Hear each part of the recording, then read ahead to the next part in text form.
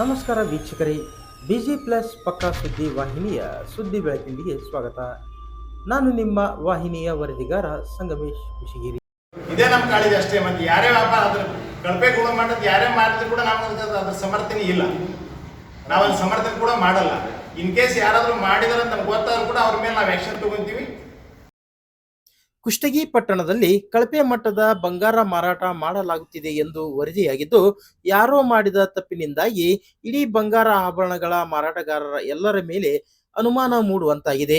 ಹಾಗಾಗಿ ಯಾರಾದರೂ ಕಳಪೆ ಮಟ್ಟದ ಬಂಗಾರ ಮಾರಾಟ ಮಾಡಿದರೆ ಅವರ ಮೇಲೆ ಸಂಘದ ವತಿಯಿಂದ ಕ್ರಮ ಕೈಗೊಳ್ಳುವುದಾಗಿ ಎಚ್ಚರಿಕೆ ನೀಡಲಾಗಿದೆ ಎಂದು ಸುವರ್ಣಗಾರರ ಸಂಘದ ತಾಲೂಕಾ ಅಧ್ಯಕ್ಷ ವಸಂತ್ ರಾಯ್ಕರ್ ಅವರು ಹೇಳಿದರು.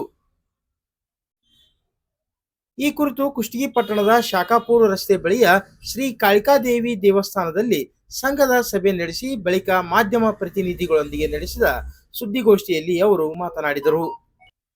ಯಾವ ಅಂಗಡಿಕಾರರು ರೋಡ್ಗೋಡು ಮಾರಾಟ ಮಾಡುವುದಿಲ್ಲ.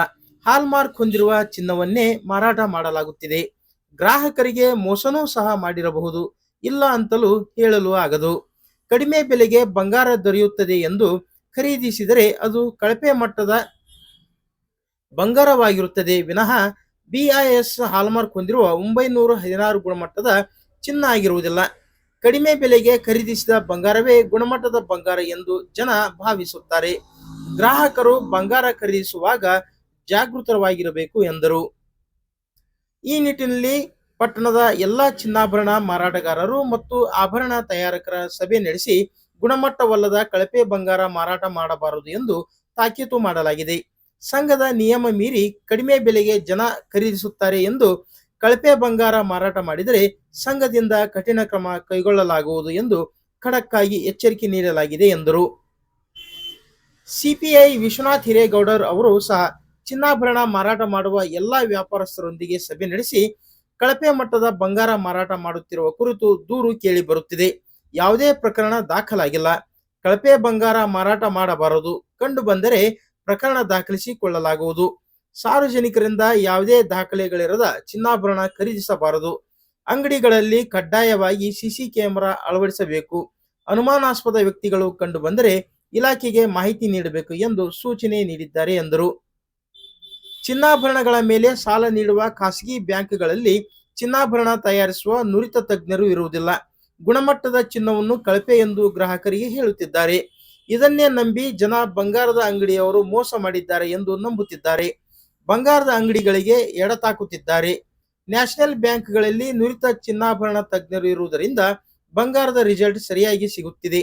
ಖಾಸಗಿ ಬ್ಯಾಂಕುಗಳಲ್ಲಿ ನುರಿತ ಚಿನ್ನಾಭರಣ ತಜ್ಞರ ನೇಮಿಸುವಂತೆ ಸಂಬಂಧಿಸಿದ ಅಧಿಕಾರಿಗಳಿಗೆ ದೂರು ನೀಡಲು ಚಿಂತನೆ ನಡೆಸಿದ್ದೇವೆ ಎಂದು ಸುವರ್ಣಗಾರರ ಸಂಘದ ತಾಲೂಕಾ ಅಧ್ಯಕ್ಷ ವಸಂತ್ ರಾಯ್ಕರ್ ಅವರು ತಿಳಿಸಿದರು.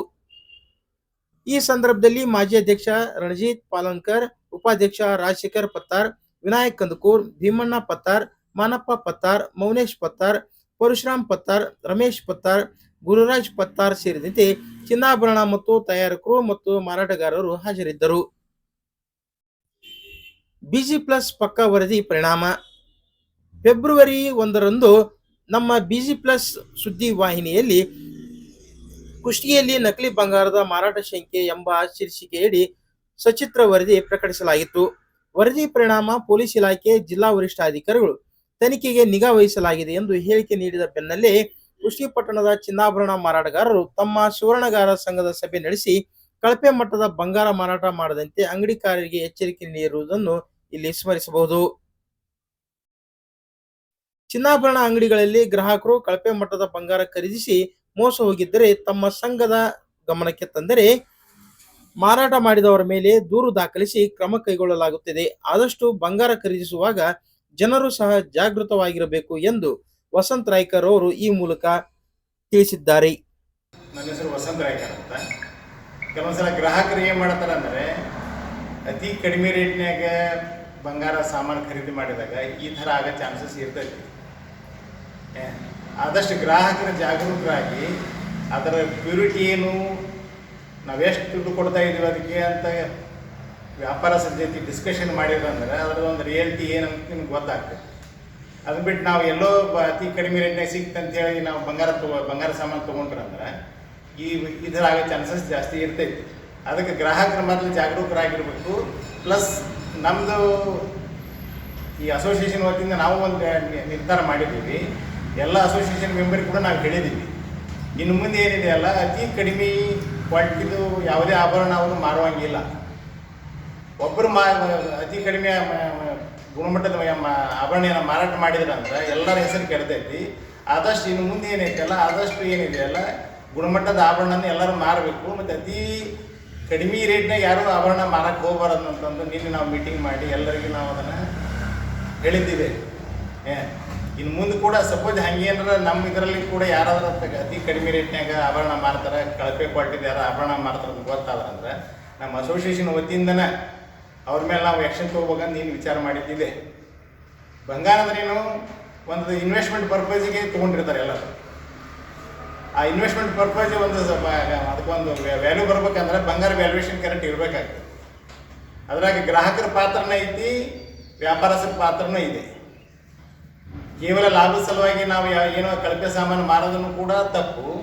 ಕಡಿಮೆ ರೇಟ್ನಾಗ ಸಿಗ್ತಂತಂದು ಗ್ರಾಹಕರು ಕೂಡ ಆರ್ನಮೆಂಟ್ ತೊಗೊಳೋದು ಕೂಡ ತಪ್ಪು.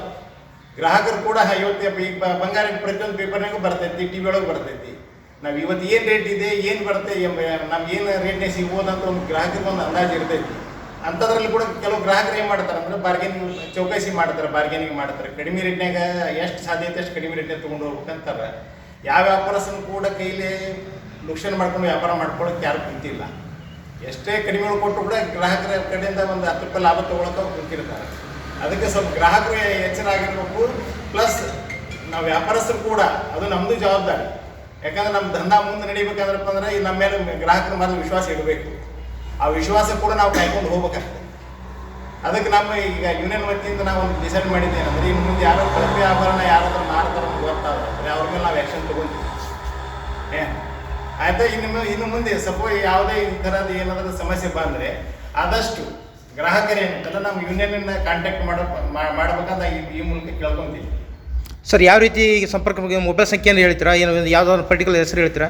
ಯಾವುದು ಸ್ಥಳ ಗ್ರಾಹಕರು ನಿಮ್ಮ ಸಂಪರ್ಕ ಮಾಡೋಕಪ್ಪ ಅಂದ್ರೆ ಅಲ್ಲ ಗತಿ ಅಂದ್ರೆ ಯಾವುದೇ ಅಂಗಡಿಯಲ್ಲಿ ಕೇಳಿದ್ರು ಕೂಡ ಯಾರಾದ್ರೂ ಹೇಳ ನೀವೇನೋ ಡಿಸ್ಪ್ಲೇ ಮಾಡ್ತೀರಿ ಎಲ್ಲ ಬಂಗಾರದ ಅಲ್ಲ, ಡಿಸ್ಪ್ಲೇ ಏನಿಲ್ಲ. ಯಾರಾದ್ರೂ ನಮ್ಮ ಯೂನಿಯನ್ ಒಬ್ಬರಿಗೆ ಅಂಗಡಿಗೆ ಬಂದು ಹೇಳಿದ್ರು ಕೂಡ ಎಲ್ಲರಿಗೂ ಅದು ಮುಗ್ತೈತಿ. ನಾವು ಯೂನಿಯನ್ ಗ್ರೂಪ್ ಏನು ಕ್ರಮ ತಗೋಬೇಕು ಆ ಕ್ರಮ ತಗೋಬೇಕು.